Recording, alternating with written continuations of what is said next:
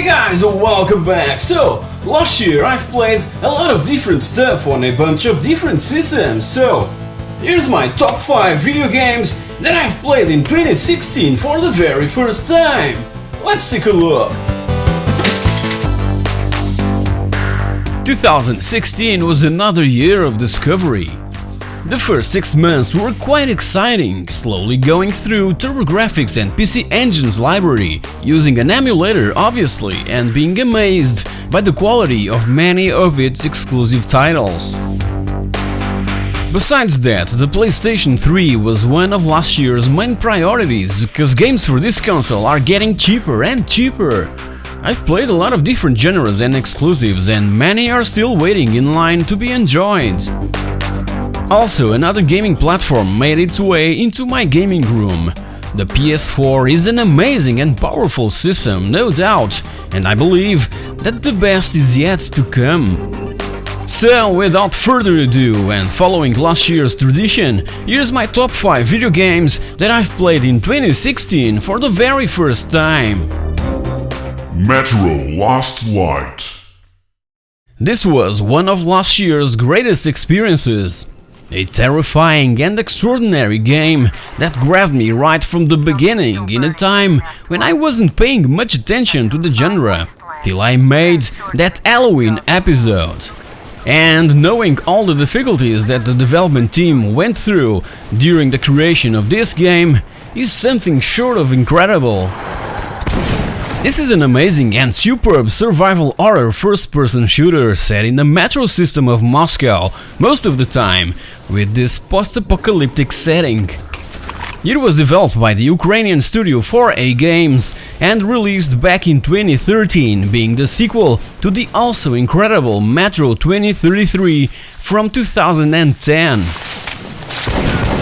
Feel free to check last year's Halloween episode to know more about the development of this amazing gem that must be treated with huge respect. Damn it. Hello! Enemy here!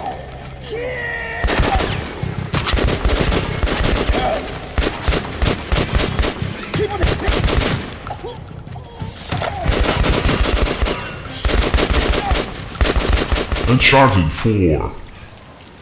What an amazing audio-visual achievement! This is not a game, it's an interactive movie. And a gorgeous one too! I simply loved those beautiful locations and found myself simply stopping to enjoy the view. And I had a blast driving around Madagascar with my Jeep. That was so cool with all the mud and stuff, but let's be honest, despite all the graphical beauty and top-notch playability, Uncharted 4 is quite repetitive. So, and along with this 4th chapter, I must include Drake's second adventure Among Thieves that I've also played and finished in 2016.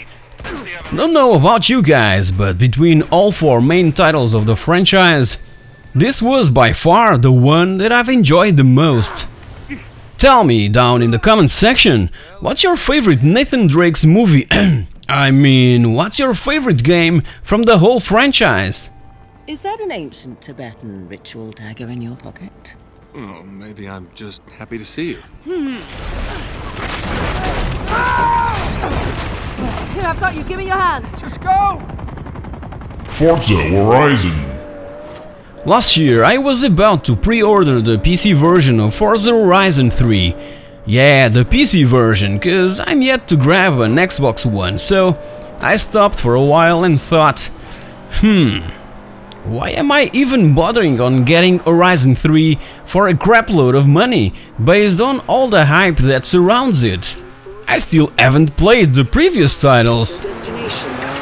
So 2016 was also the year when I was totally convinced by my buddy and fellow Simon from the channel Spot.p about the amazing quality of the Horizon series. I always enjoyed the Forza Motorsports franchise and never crossed my mind that this sort of spin-off would be, for me, a lot better.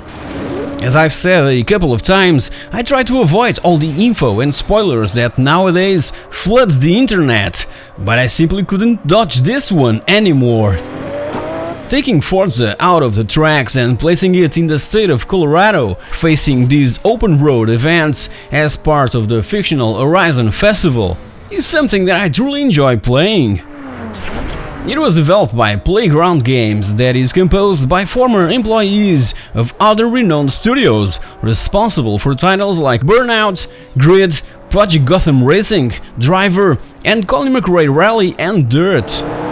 Now I have to focus and grab the second title of the Horizon series before I try its latest installment.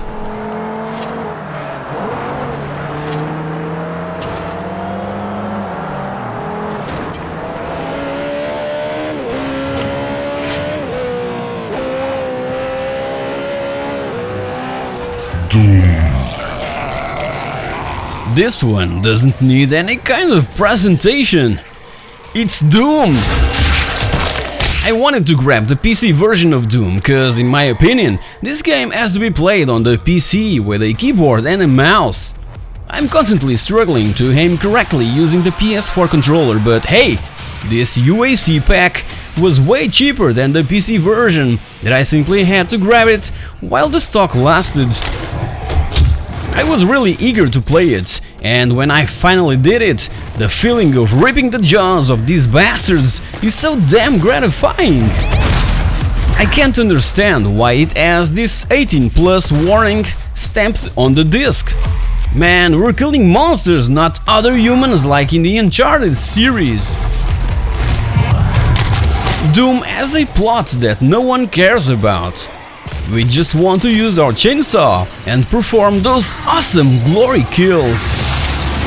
It was announced by John Carmack back in 2007, 10 years ago, going through a long development process that even saw its original concept cancelled and later remade practically from scratch in 2011 to be this fast and frenetic action game that brings so many memories of playing the very first title that started it all.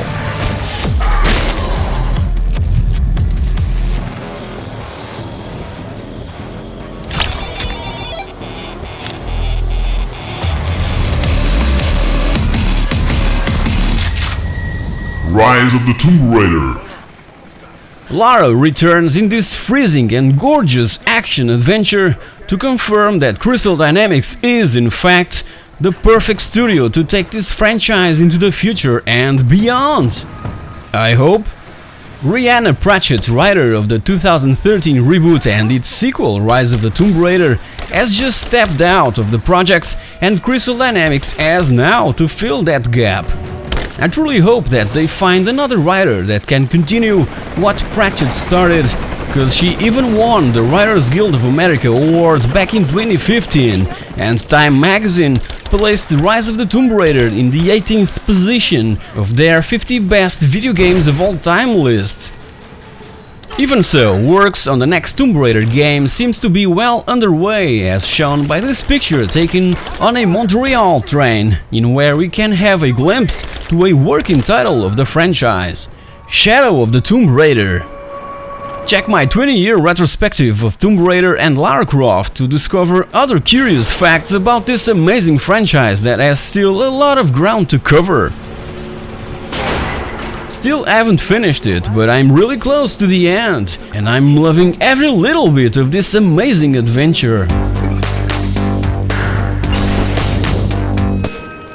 So guys, here's my top 5 titles that I enjoyed the most in 2016. 3 of those were released last year and were, for me, pretty damn good reasons to grab a PlayStation 4. Many other titles are already lined up and ready to be played, and many other recent releases will certainly be grabbed during 2017.